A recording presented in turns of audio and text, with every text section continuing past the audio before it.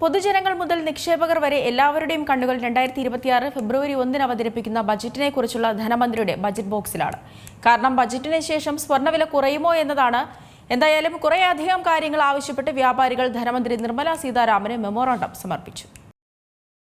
കഴിഞ്ഞ ഒരു വർഷമായിട്ട് സ്വർണ്ണവില അങ്ങനെ പിടികൊടുക്കാതെ കുതിക്കുകയാണ്. സ്വർണ്ണവില ഓരോ ദിവസവും 1, 2, 3 തവണയൊക്കെ കൂടിയും കുറഞ്ഞും അങ്ങനെ ഉപഭോക്താക്കളെ ഞെട്ടിക്കുന്നു.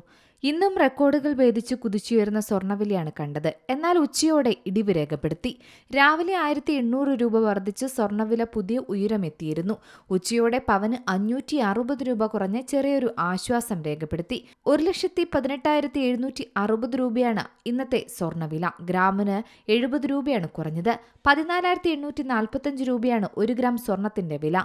ഡിസംബർ 23-നാണ് സ്വർണ്ണവില ആദ്യമായി 1 ലക്ഷം കടന്ന് എല്ലാവരെയും ഞെട്ടിച്ചത്. അന്താരാഷ്ട്ര വിപണിയിലെ മാറ്റങ്ങൾ തന്നെയാണ് കേരളത്തിലെ സ്വർണ്ണവിലയും സ്വാധീനിക്കുന്ന പ്രധാന ഘടകം. ആഗോള വിപണിയിൽ നിലനിൽക്കുന്ന ചാഞ്ചാട്ടങ്ങളാണ് സ്വർണ്ണവിലയെ പ്രതിഫലിക്കുന്ന മറ്റൊരു ഘടകം. കഴിഞ്ഞ കുറച്ചു കാലങ്ങളായി ഇങ്ങനെ തന്നെയാണ്. മനസ്സറിഞ്ഞെന്ന് സ്വർണം വാങ്ങിയാൽ മലയാളികൾക്ക് മനസമാധാനം നഷ്ടമാകുന്ന സമയം തന്നെയാണിപ്പോൾ. ട്രംപിന്റെ താരിഫും യുദ്ധങ്ങളും കേന്ദ്ര ബാങ്കുകളുടെ സ്വർണം വാങ്ങലും ഇങ്ങനെ സ്വർണ്ണവിലയെ പുതിയ റെക്കോർഡുകളിലേക്ക് എത്തിക്കുകയാണ്. പവന് ലക്ഷം പിന്നിട്ട് പിന്നെയും ഞെട്ടിക്കുകയാണ്. വില കുറയുകയാണെങ്കിൽ കേന്ദ്രം ഇനി കനിയേണ്ട അവസ്ഥയാണെന്നാണ് പൊതുവെ പറയുന്നത്. രാജ്യത്തെ സാധാരണക്കാരും സ്വർണ്ണ വിപണിയും ഒരുപോലെ ഉറ്റുനോക്കുന്ന ഒന്നാണ് വരാനിരിക്കുന്ന കേന്ദ്ര ബജറ്റ്.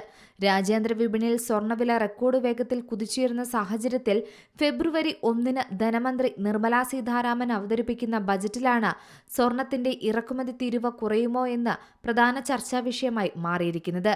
അതായത് പാർലമെന്റിൽ ബജറ്റ് സെക്ഷൻ ജനുവരി 28-നാണ് ആരംഭിക്കുന്നത്. ഇത്തവണ ഫെബ്രുവരി 1 ഞായറാഴ്ചയാണ് ബജറ്റ് അവതരണം. രാവിലെ 11 മണിക്ക് ധനമന്ത്രി നിർമ്മല സീതാരാമൻ ലോക്സഭയിൽ ബജറ്റ് അവതരിപ്പിക്കും. ബജറ്റ് ദിവസവും ഓഹരി വിപണി പ്രവർത്തിക്കും. എന്തായാലും ബജറ്റ് ഏറെ സ്വർണം വാങ്ങാനിരിക്കുന്നവർക്ക് പ്രതീക്ഷ നൽകുന്ന ഒരു കാര്യം തന്നെയാണ്.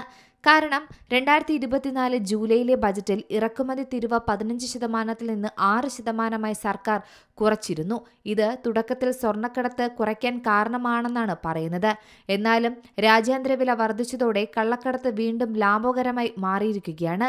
1 കിലോ സ്വർണം കടത്തിയാൽ ഇപ്പോൾ 11.5 ലക്ഷം രൂപയിലധികം ലാഭം ലഭിക്കുന്ന സാഹചര്യമാണുള്ളത് എന്നാണ് റിപ്പോർട്ടുകളും സൂചിപ്പിക്കുന്നത്. ഇത് തടയാൻ ഇറക്കുമതി തീരുവ 3% താഴ്ത്തണമെന്നാണ് വിപണിയിലെ വിദഗ്ധരും ആവശ്യപ്പെടുന്നത്.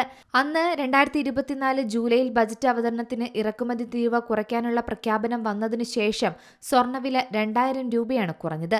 53,960 രൂപയായിരുന്നു അന്ന് രാവിലെ രേഖപ്പെടുത്തിയ വില. എന്നാൽ ഉച്ചയ്ക്ക് പ്രഖ്യാപനത്തിന് ശേഷം 51,960 രൂപയിലേക്ക് വില താഴ്ന്നുകയാണ് ചെയ്തത്.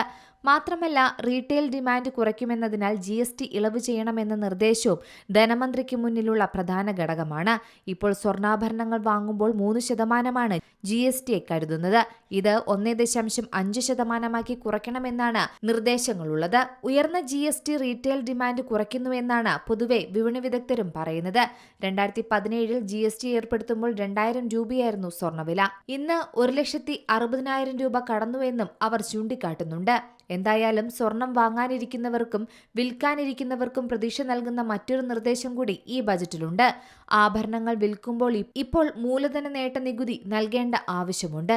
ഈ നികുതി കുറച്ചാൽ ഇടപാടുകളിൽ സുതാര്യത കൊണ്ടുവരാൻ സാധിക്കും. അങ്ങനെയാണെങ്കിൽ വിൽക്കുന്ന സമയത്തുള്ള ലാഭം കുറയാതെ കയ്യിലെത്തുമെന്ന് തന്നെയാണ് ഇതിലെ മറ്റൊരു നേട്ടം. Business desk, Zee Malayalam news.